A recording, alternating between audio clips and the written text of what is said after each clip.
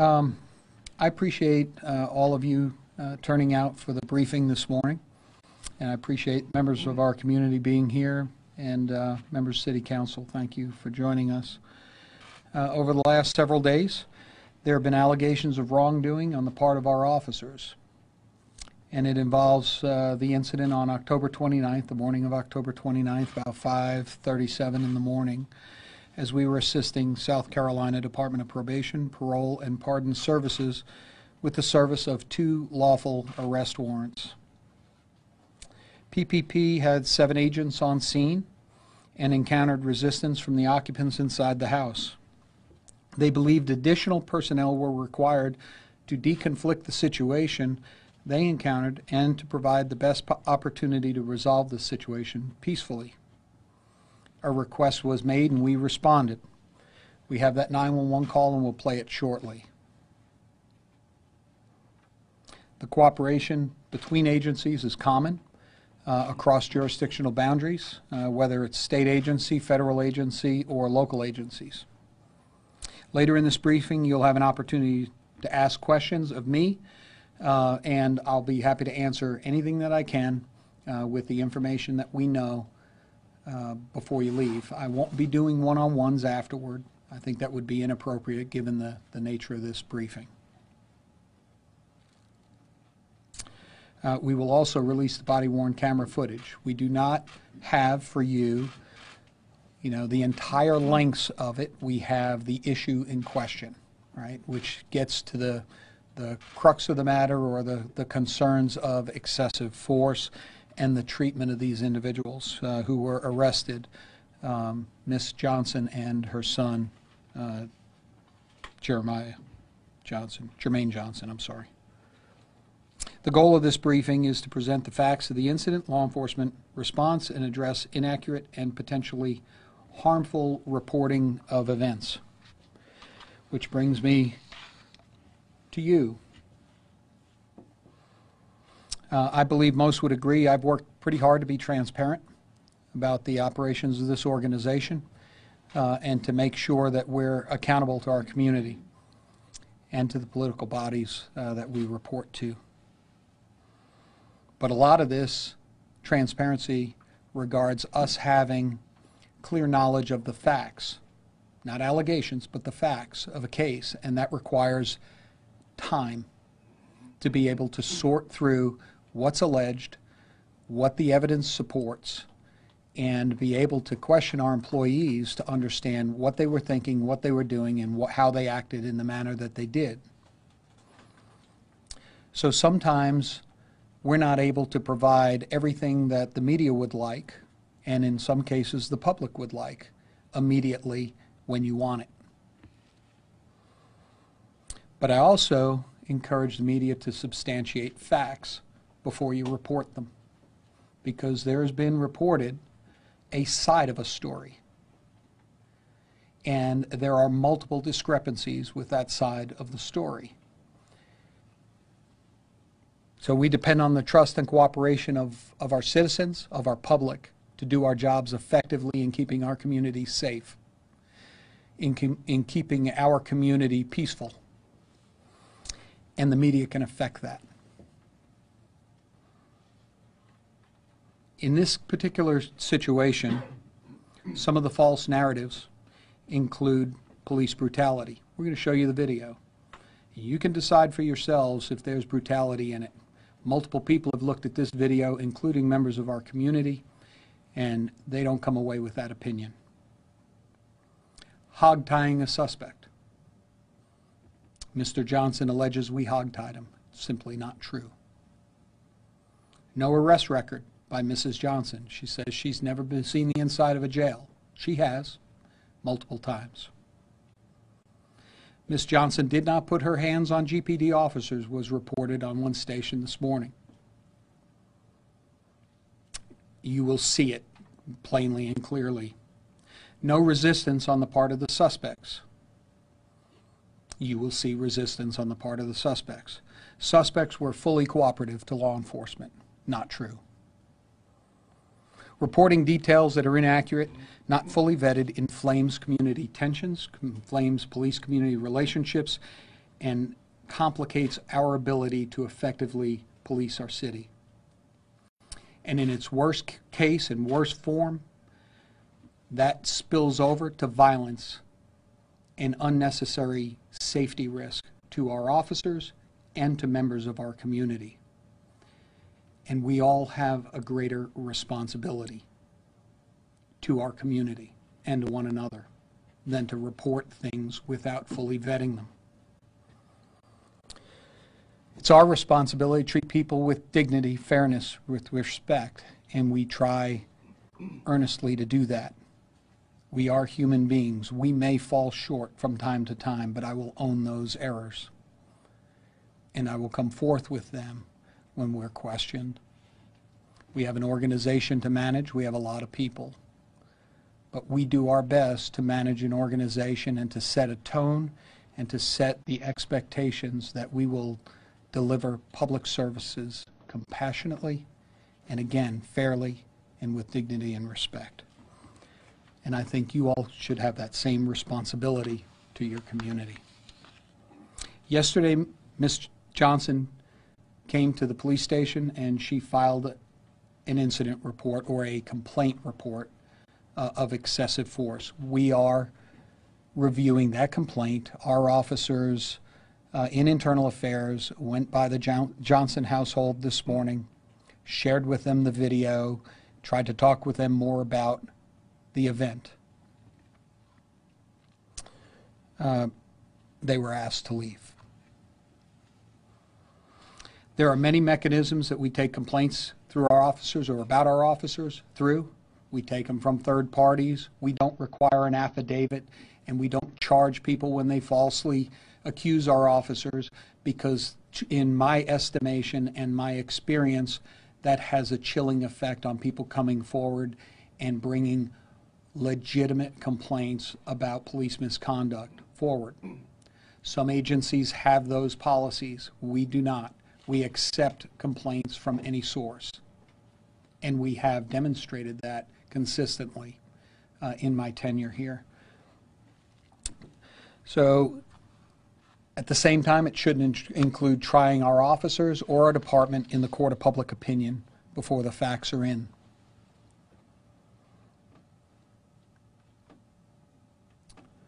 Having reviewed multiple angles of officer body-worn camera footage, you'll see here shortly, I'm confident our officers responded appropriately using the minimal amount of force necessary in this circumstance. And when we talk about our force continuum, it is everything from taking an individual to a ground who is resisting to the use of deadly force. The minimal force we use on somebody is the takedown. And the takedown is the force that was used in this situation. There were no hand strikes, there were no fist strikes, there was no taser utilization, there was no baton utilization, there was no canine utilization, and there was no deadly force utilization. The individuals were taken to the ground, to the porch for Mrs. Johnson, inside the living room, lowered to the floor. And I will say lowered, you'll see it, lowered to the floor in the living room to secure custody, and they continued to resist our officers. But even when reasonable force is used, the optics can raise questions for some individuals, and we're here to answer those questions, and we're happy to answer those questions. But when we use force, we're responding to the actions of others and the resistance of others, and it's important to know that. So I'd like to take you through a summary of the events. At the request of agents with the South Carolina Department of Probation, Parole, Pardon Services, we, GPD, assisted with entry into a residence at 15A Emmeline Street for the purpose of serving a lawful warrant for Julius Johnson on October 29th, 2018 at approximately 5:37 a.m. GPD officers spent several minutes explaining to 62-year-old Cassandra Johnson that the arrest warrant lawfully allowed officers entry into the home to search for the subject of the arrest warrant, Julius Johnson, her son. Ms. Johnson repeatedly refused to allow officers to enter the residence, telling them that they would have to take her word for it, that he was not there, and ordering them off her porch. As officers began to enter the doorway, Miss Johnson resisted this advance by attempting to close the door. The officer in the doorway placed his foot in the door jamb, then his hand on the door. Miss Johnson pushed the officer to try and attempt to push him out of the doorway. At that time, the officer pulled her out of the door and handed her over to other officers. She resisted those officers. In one particular, female officer with the GPD dislodged her body-worn camera video as she grabbed her collar and vest, trying to avoid being secured. The officer then put her arm over her shoulder, over Miss Johnson's shoulder, and forced her to the porch floor, which is concrete. Miss Johnson continued to physically resist as she was on the porch being taken into custody, handcuffed. Her son, 36-year-old Jermaine Johnson, was inside the home at the time of this event. As officers attempted their entry and subsequently took Miss Johnson into custody, Mr. Johnson became highly agitated and advanced on officers. You will see that advance. Mr. Johnson refused multiple verbal commands to stop resisting. Officers restrained him and took him into custody, and he resisted the entire time. Due to his level of resistance and thrashing of his legs and pivoting his hips, officers secured his legs to prevent injury to them and him, and to prevent an escalation of force. Both were charged on municipal city charges for interfering with police. Following the incident, but prior to being transported, Miss Johnson complained of chest pains. Officers requested EMS to respond in order to evaluate her on the scene and offered to transport her to the hospital. Mrs. Johnson refused the offer of transport. Medic did apply an EKG, and there were no issues with her heart rhythm. Officers noted a small bruise on the side of Miss Johnson's face, one in which we're not certain occurred as a result of the takedown, but we noted it anyway for the record. 2 small abrasions to the side of her right leg at or just slightly below her right knee were caused from her resistance, presumably on the concrete floor of the porch. She declined all medical treatment beyond what I have already described and signed a waiver refusing treatment. Agents and officers had no knowledge of Mrs. Johnson's pre-existing health conditions, reported as stage 4 cancer.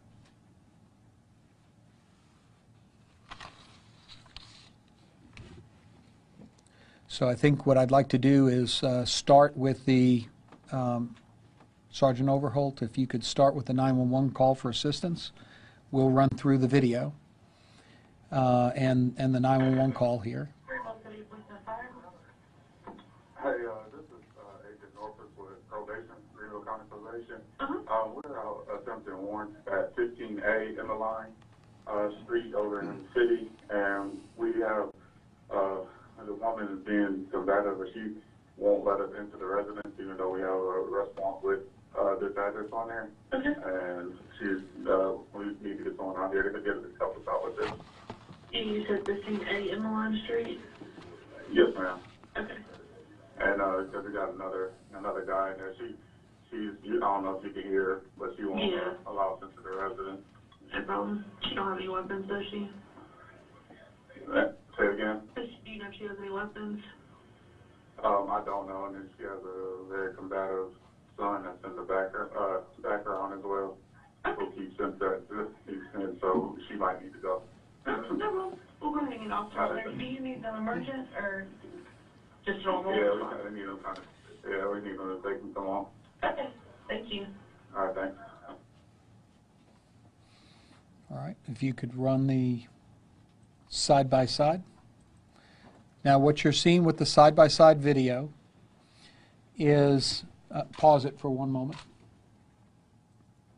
What you're seeing with the side-by-side video is Sergeant Crawford and Officer Tankersley.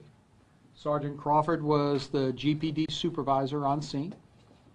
Officer Tankersley is the officer who is at the door and eventually is forced out of the door, or attempted to be forced out of the doorway by Miss Johnson. So you'll see them. There will be times when they align. They are timed. They are in sync. We will provide this to you, but they are in sync from a timing perspective. There are times when one officer is dealing with, Tankersley is dealing with Mr. Johnson, and briefly Sergeant Crawford is dealing with Mrs. Johnson. So there'll be some diverging views, but they're within just a few feet of one another the entire time. Yeah, and I will say we did not edit out any language, so there is foul language in this, and you will hear it. So for those viewers who, we'll give it to you. You can edit that language if you like, but for purposes of this briefing, we think it's relevant to the situation and the level of resistance that we receive. Okay.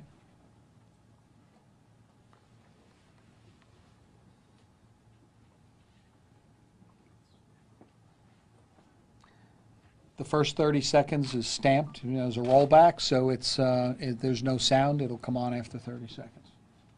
This is arriving on the scene.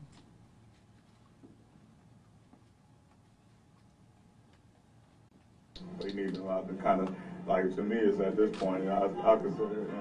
You have an arrest warrant or search warrant? Yeah, we have an arrest warrant for the son.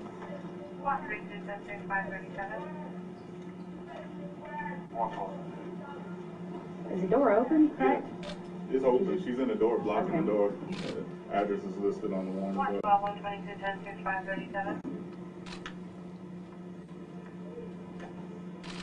For her son? Yeah.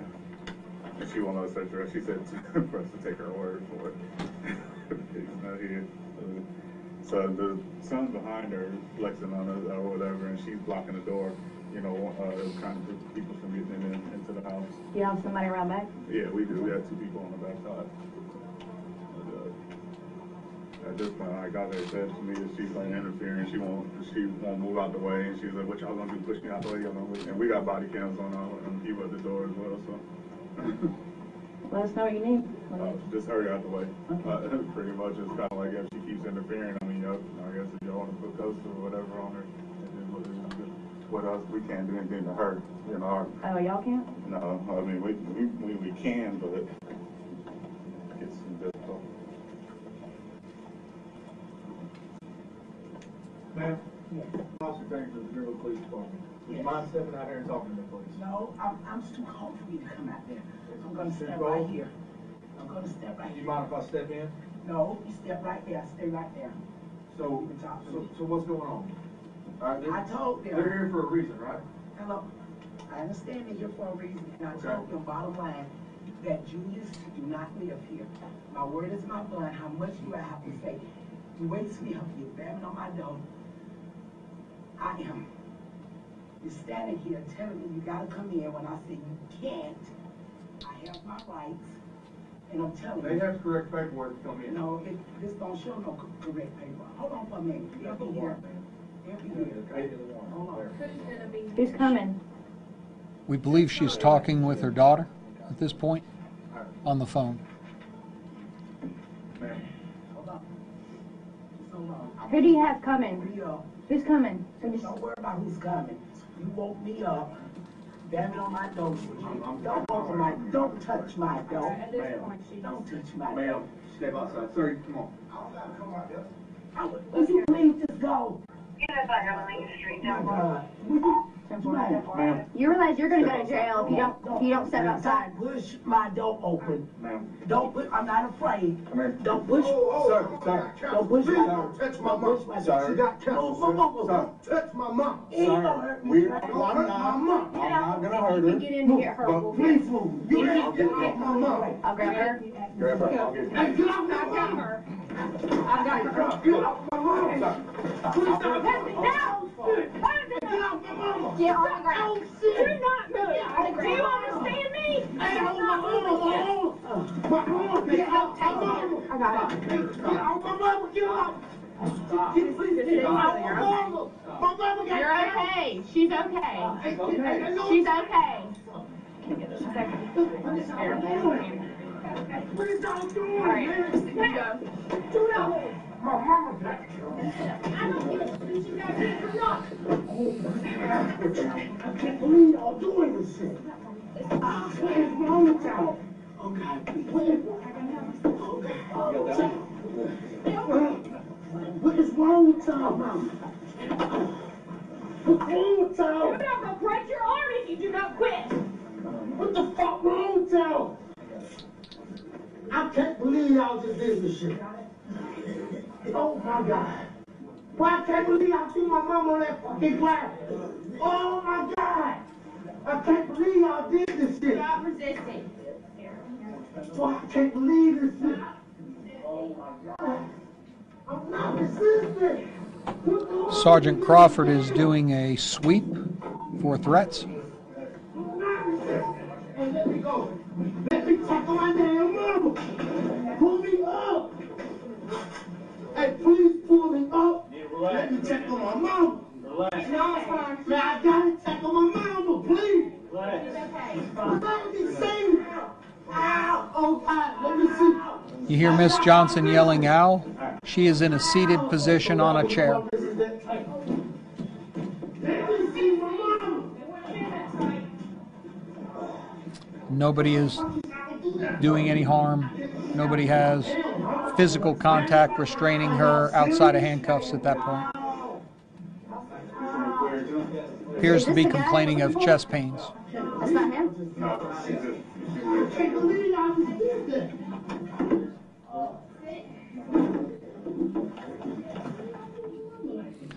Sergeant Crawford is now going through looking for Julius Johnson, the subject of the warrant. A little bit more thorough.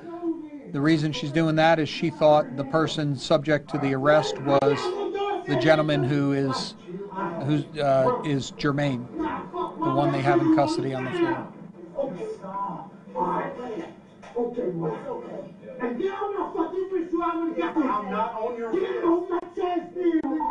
Hey, Can we get look, y'all would have gotten the handcuffs and then check this shit out. Hey.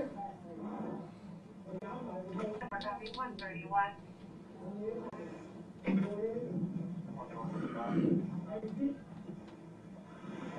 Any additional unit that could be around at night? It's upstairs. It's up right there. There's a back door on the left. Hey, bro. You just gonna chase on that back door on the other side? I got it.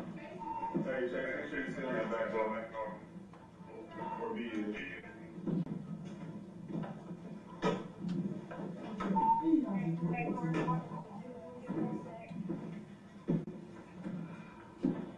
Why is y'all trying to Copy 246. I'm about to carry you to my car. Who what? Interfering. They're here for a reason. I know it, And all man. you did was interfere. Why is y'all tying my feet up? I'm about to carry you to the car. Come on. Ain't worried about it. What are they doing this for? What y'all got me for? Let me go. You got search? Yeah. Man, you're my father. Man, you're my father. All right, you got keys to lock this place up? What do you mean? I have keys to lock it up. Your house key. You want somebody breaking into your house? You have those doors. Where is I'm going? You might be going to jail for interfering, for starting this whole thing. No. Go ahead. Take it. Let me call my doctor. All right, couple of points of order. Authority to be at the residence. The violation of a probation order is a court order for the arrest of an individual. The individual has a registered address of that address. That was validated through DPPS, and they can speak to that here shortly because they are here today to join us in this briefing. But that was validated back in August of 16 with Ms. Johnson. And what you have to understand about people who are under court-ordered supervision by probation and parole can enter their place of residence to search or to contact them for the performance of their responsibilities for effective supervision, and it certainly gives them the authority to enter and search for an individual who has an arrest warrant and they are subject to that arrest. And that is what they were there to do. So that is the lawful authority to be present and to enter and to search. And they asked for our assistance, so they transfer that authority to us because we have jurisdiction in the city of Greenville. And so officers can transfer probable cause to one another across jurisdictional authorities or agencies, and that's what occurred here. So we had the lawful right to be there, we had the lawful right to search for Mr. Julius Johnson, and that attempt to secure him and to at least search for him was impeded by Mr. and Mrs. Johnson.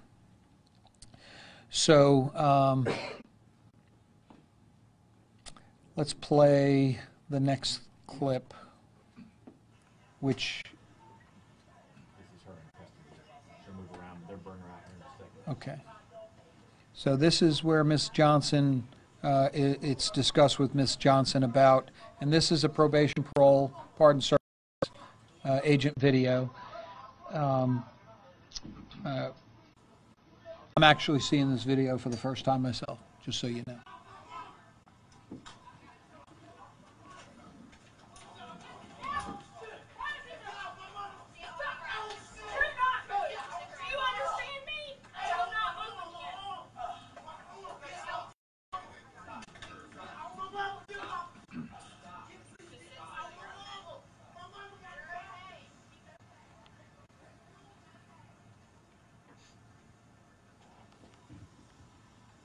How long is this video?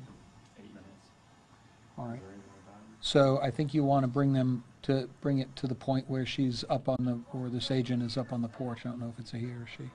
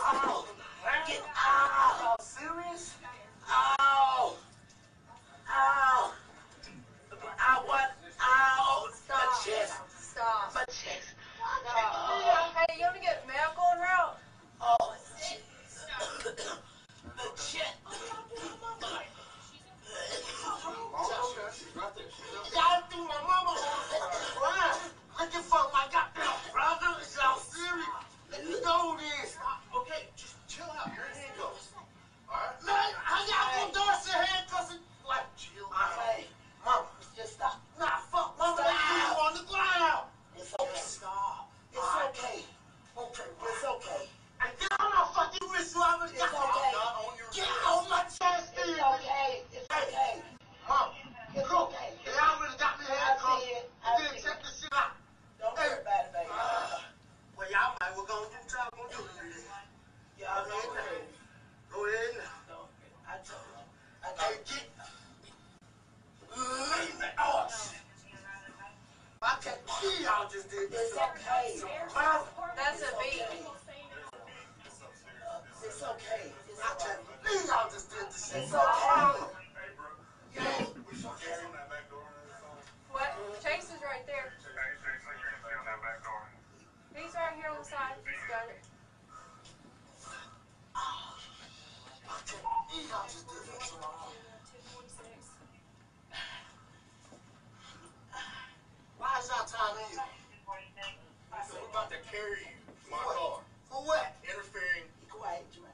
Please. It's okay. They're here for a reason. I knew it, All man. you did was interfere. Why is y'all tying my feet up? It's okay, John. It's okay. It's okay. What about it? It's okay. What are they doing this for? Go ahead, man. It's okay. It's all right. What the hell y'all got me for? Let me go. Did y'all search? Yeah. Are we gonna do her medical You're or? on my phone. Ma'am, you're on my phone. You're on my phone. Alright, you got keys to lock this place up? What do you mean? I have keys to lock it up. Your house key. You want somebody breaking into your house? Do you have a door? Where is I'm going? You might be going to jail for interfering. No, I want him to Starting this whole thing. No. Oh. He's crazy. Take Just Oh my God. Y'all hang tight for 1 second. Negative. Negative. Negative. Those It's my chances phone. are over. No. No, ma'am. Oh, it's okay. It'll be all right. We ain't calling nobody. It'll be all right. It's okay. Can I get some shoes? Oh,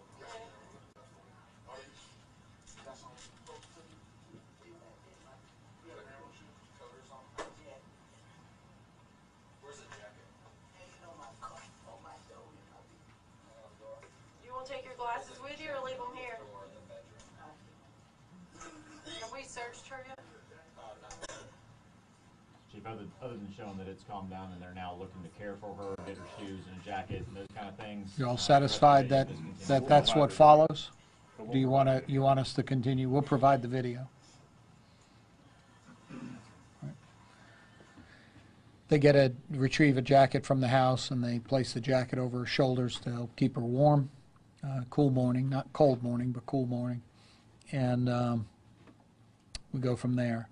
So I will say this, and then I'll turn it over to Lieutenant Gambrell from Department of Probation, Parole, Pardon Services. And when we're out to do our jobs, we don't like taking people to jail. We would absolutely love to be able to perform our jobs and live in a city where people didn't commit crimes, didn't violate the law, and didn't need to go to jail.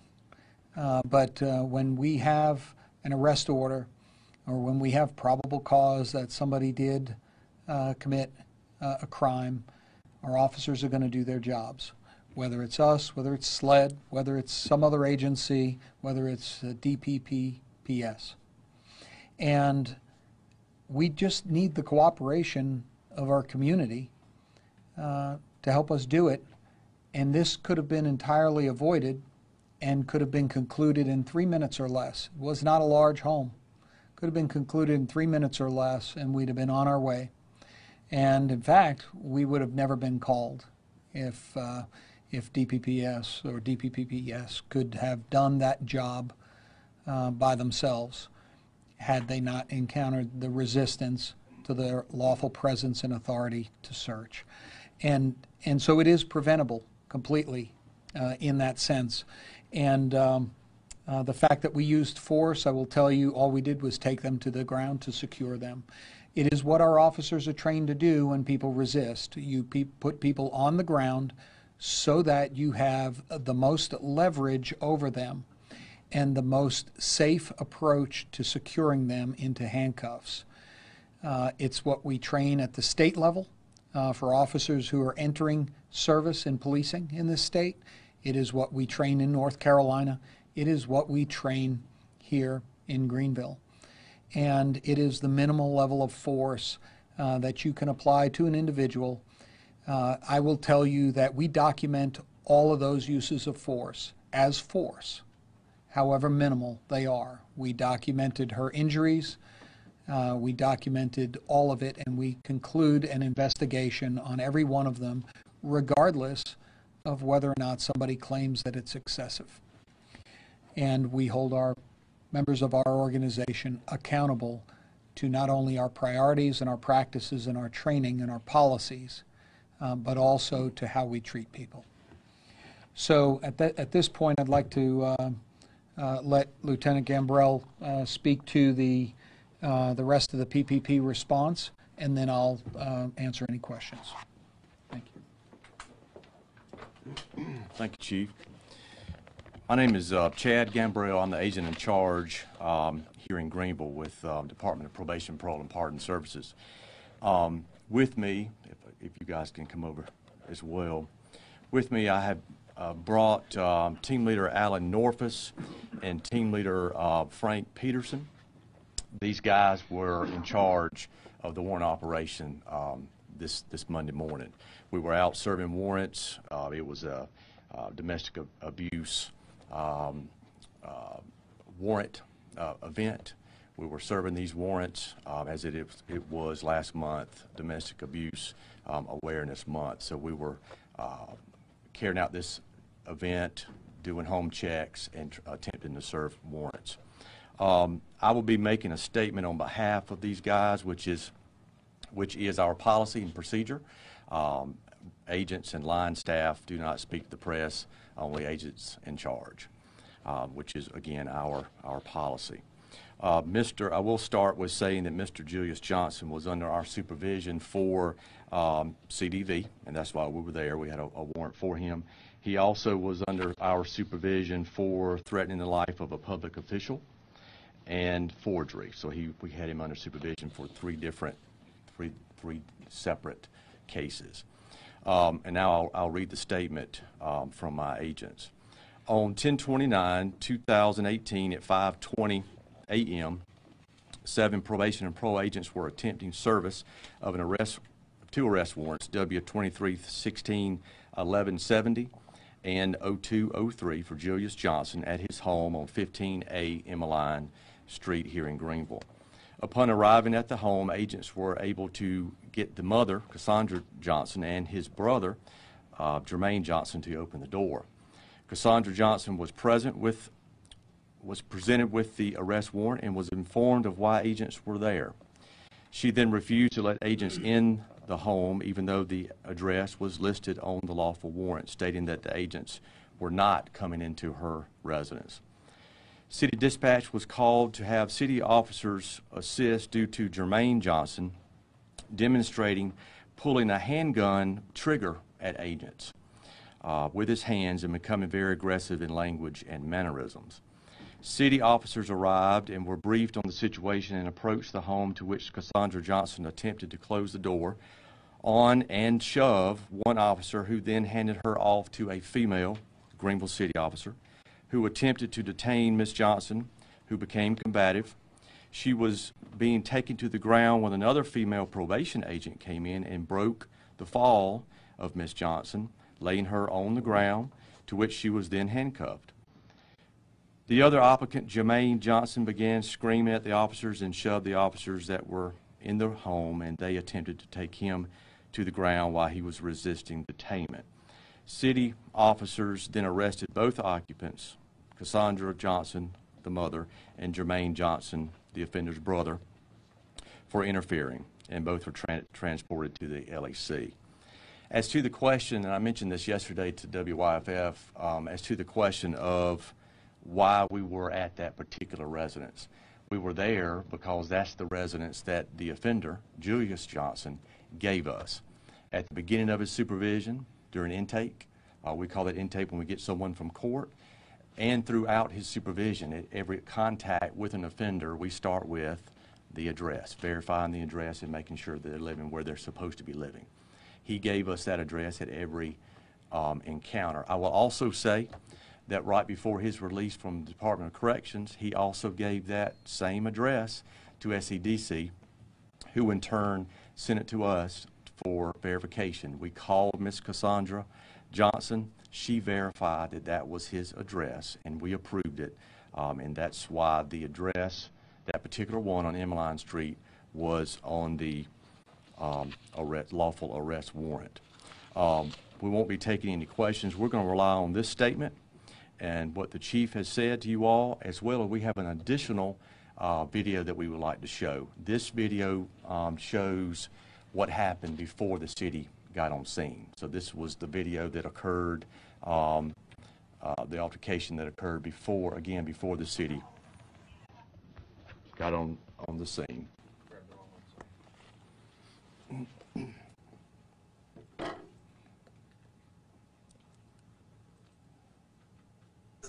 every last one. I want every last one of y'all badge numbers and that. Every last one. You cannot come here. What you gonna do? You gonna push me down? You gonna knock me down? You not. I just told you. What part is it that you don't understand? We got a job. No, I got a job too, and I'm doing it. You will not enter my home without my permission. Bottom line, you've already disturbed me. You've already disturbed me. Banging on my door, snatching over things. You got my heart thumping like it's never thumped before, and you standing here telling me that you gonna come in here without my permission. Asking permission. I just told you. What part is you don't understand? What part is you don't understand? And I got one too. Check that out. You gonna knock me down? No. Okay, so how is you gonna get in here? We're asking your permission. I just told you no. Okay, we still have to look. But no, you don't. So that means tell me you gotta push me down to go from here. What are you getting out of this? Hey, when's the last time you saw Julius? I haven't seen Julius in, I know months. Months? Okay. But I've heard from him. Do you know where he is? No, I do not. You know why? Because I don't upkeep with him. Okay. He is 30-some years old. Is it a dollar? I am sick. Gotcha. You understand? Yes, ma'am. I am sick. Well, you don't, but you still know. And you still bugging me. You still bugging. Sir, he No. He know now. He You aggravated. making it worse. They aggravated. Honey, That's crazy. please, let me go, please. If you are don't mind. Please. Let us just Let walk me to go. the house real I quick. said no. Can we walk to the house? I said no. We need to verify. I Julius. said no. This is the last time What you'll part see you us. don't understand? If we can walk to the Let me, house, you never give me have a to call, see give us me a again. badge number. We'll Man, get I you- wouldn't care if I see y'all today, tomorrow, or the next day. It doesn't matter. We won't have to bug you Because this I don't time have a morning. problem with you out. We will You never know, have to and bug you're you going to this get the time. same thing. You're going to get the same And that's thing. what we need to verify for ourselves. No. We've got body cameras, we've got everything. No. We will never come back. No. Yes, ma'am. No. I said no. He's not here. I don't have no reason. And I could simply let y'all walk through, but you know the reason why I'm not? Because I'm telling you he's not here, and you're going to tell me that he is. I'm not telling you either. Yes, you is, because you want to enter my house. We need to verify. No, That's what we need. my word is not enough to verify. We just let you. This is Child, please, you this is funny. what we do. Let go of my dough. Let go of my stone dough. You're not coming in here. All this is worthless, and I told y'all, he's not here, and you're not coming in. We can be out of here in not even 5 minutes. And I can shut my door either 5 minutes, please. And I don't want to do that, I mean, we don't want to have to. please. Y'all leave off my property, please. He does not live. Will you please go? He does not live here. Unfortunately, the only thing we have to go off. I don't care is what you information have. that he I don't gave. care. So he I don't gave us care. his address. I don't care. I don't care. And that doesn't make him live here. You can use anybody's If you don't address. we don't know that. Well, you gonna know it because I told you. You gonna know it. Is yours just the downstairs apartment? Yes. Okay. So That's that the won't even, duplex. that won't even take 5 minutes. I know, and it won't take 5 minutes for you to walk off my porch. It won't. But It sure won't, we have and to I'm come through not and verify. gonna do it. I'm not gonna do it. And I'm not gonna do it because you're sitting up here really making me, really pissing me off. I totally Because understand. you're sitting up here telling me, This time and I said to you no, I'll be and then you gonna stay here. So we can stay here all morning, right? Until I fall to the floor. We can stay here all morning. Give me my phone. We can stay here all morning. Will you please? It don't make any sense. I'm telling you guys no. I don't have no reason to lie.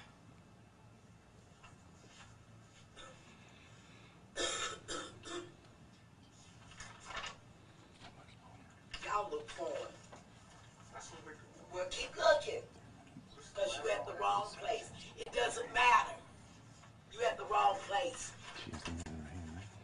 Hey. The officer at my door, 5 of them, 6 of them, banging, broke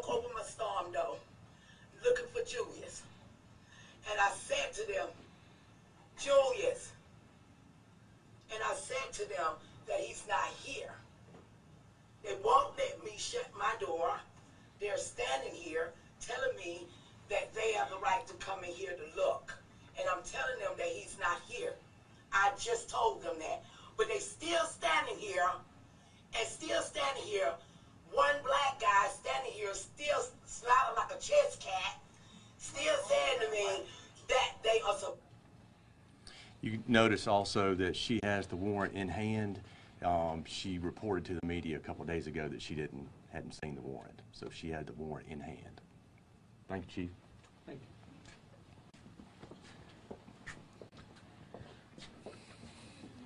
All right. Questions? How many Greenville police officers responded? I forget the precise number. Is it 5? 5? 5. And I wasn't clear on why they were serving the warrant to begin with, because It was a criminal domestic violence order for arrest from a court. It was an arrest warrant. so he violated his. He violated his probation. Mm-hmm. He did. For criminal domestic Why violence. is that taking place? I don't have that information. Okay. That would be up. That would be up to. They're not taking questions. That's their policy, their approach. But for us, what matters is did they have a warrant, and was it appropriate? They had a warrant. It was an arrest warrant. It was for Mr. Julius Johnson for that address. Is it clear to people? Well, again, this is a parole issue, but is it clear to people that when they give an address, that address can be searched at any time? It is. It is. So this incident happened on Monday, and we're seeing the body camera footage now. Confused about how the family was unable to see the body camera footage. They told me that they were required to fill out a FOIA in order to receive that, and I'm just curious why they weren't able to get it. Well, no, because we were still assembling it and we were still reviewing it, and so first of all, they never made a formal request to us, just so you know. They made it to the media. They didn't make it to us. Yesterday when they came here. Yeah. To make the So well, yesterday afternoon, yes, they were showed the video this morning. And if they'll complete the FOIA, we'll provide them with the video from the event. And I imagine that they will complete the FOIA. I'm sure. I guess I'm just trying to understand, because how the process works, we were told that this family comes, they make the request, they can get the video. If we had seen that video before this all aired, a lot could have been avoided. And I'm just confused as to why the video was not given to the except that it didn't just air yesterday. It aired the day before as well. And it aired yesterday morning before the family ever came here and made that request of the video. So there was news coverage of it for much longer than that. It wasn't just yesterday evening. And so so the family, we set a time yesterday to meet with the family this morning to share with them the video before we shared it with the media. But we have to still understand what took place, because the family will also have questions. And so as we assembled, in fact, met with other people yesterday afternoon and morning to discuss this, and we still didn't have all the videos in the file. And so videos were still coming in late yesterday afternoon for the file. So we want to be certain that we have all the information before we sit down with the family. And we want to make sure that we have the answers to their questions. And that's why moving so fast, because we move from a complaint, an allegation of force, to provide all the coverage around that allegation of force without an opportunity to vet it and to give us an opportunity to vet it through the processes and then ask us to present it, which would be the appropriate way to manage it for everybody's benefit, whether we're in the right or the wrong, for everybody's benefit. Didn't happen. And I understand this is a process. I'm just trying to understand. I was the one who specifically told the family, someone told me in the police department, show up, make a request, you can get the video. That's what we wanted yesterday. That would have cleared up a lot. They showed up, I was with them, they were told they needed a FOIA. Is this typical practice for the department? Yeah, it will be for release of body-worn camera video. That's the way city legal wants it, and it's the appropriate way to handle it. Yes. Any other question? Yeah, just going off of that. You mentioned that it hit the air on Tuesday. One local media station took her complaints, reached out to the department for a response. That's when we're made aware of this. And since then, she has gone to City Hall to request to meet with the mayor. She's spoken with the city attorney. She's filed a formal police complaint. She's held a press conference. And during these days has continuously requested to see the body camera footage. So from our standpoint, do you expect media to wait until the police department is ready to respond to these type of incidents before reporting them? Yeah, so you could report that an allegation has been made. I think that that would be appropriate. I think that the public sees no issue with that.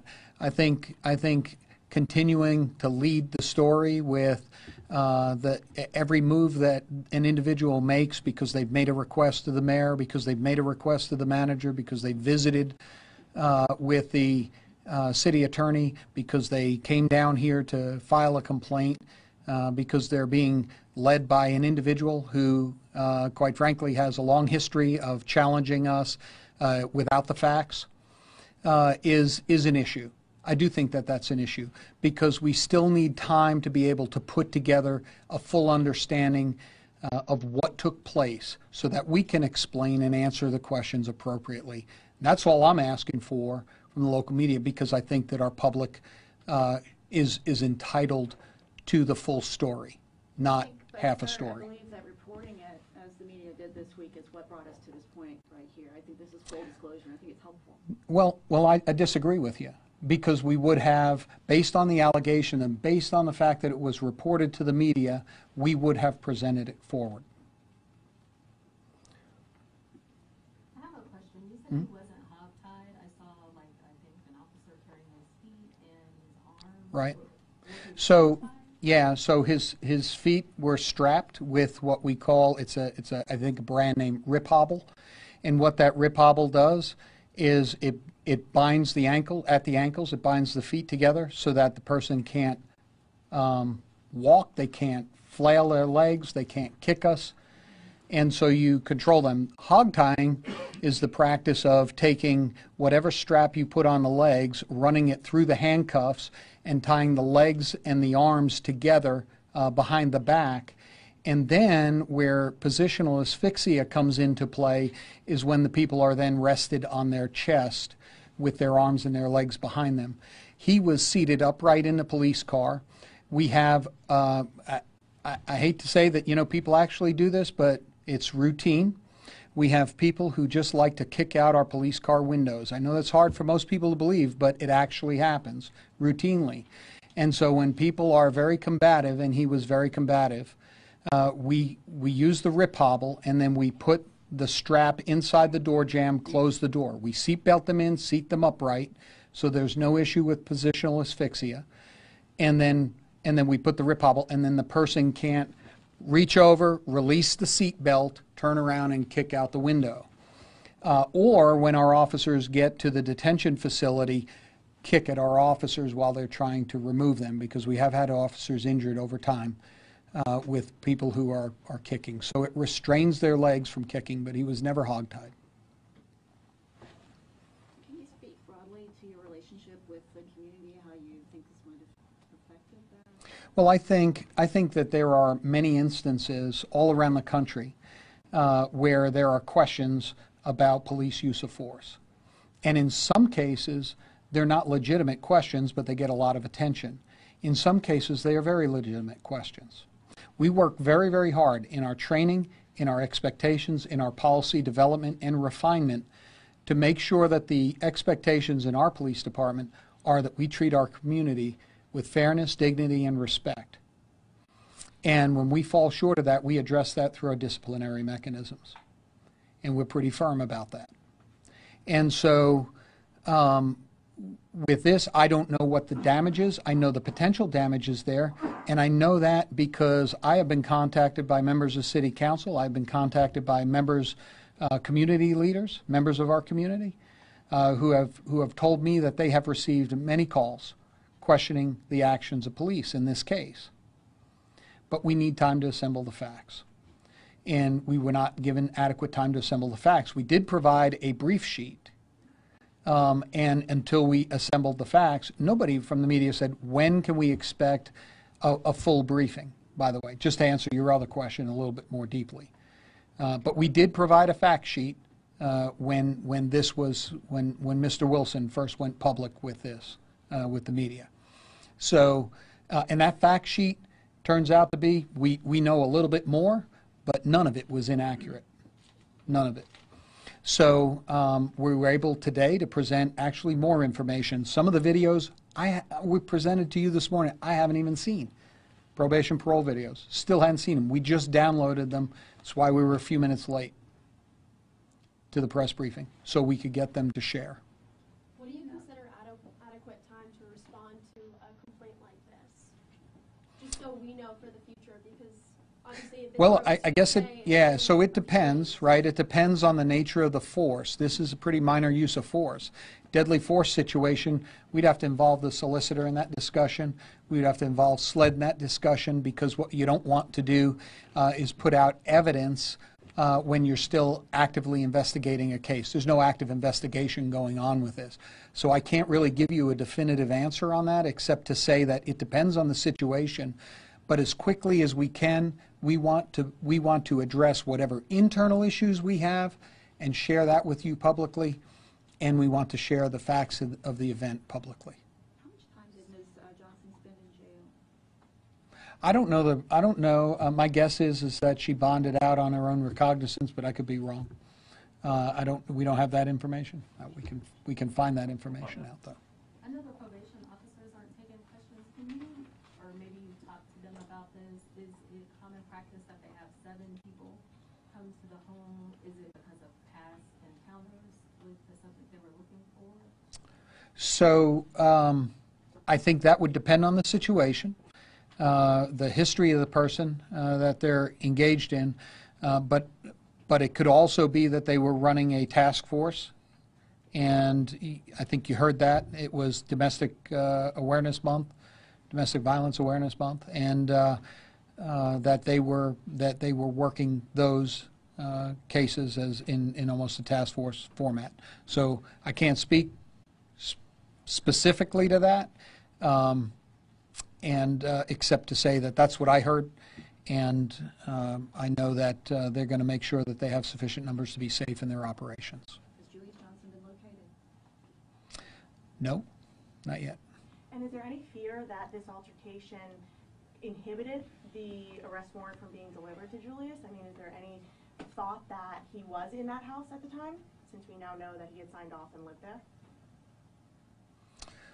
So the only thing I can say is that there is an attic staircase in one of the rooms, and the attic was not checked, but he was not in the rooms.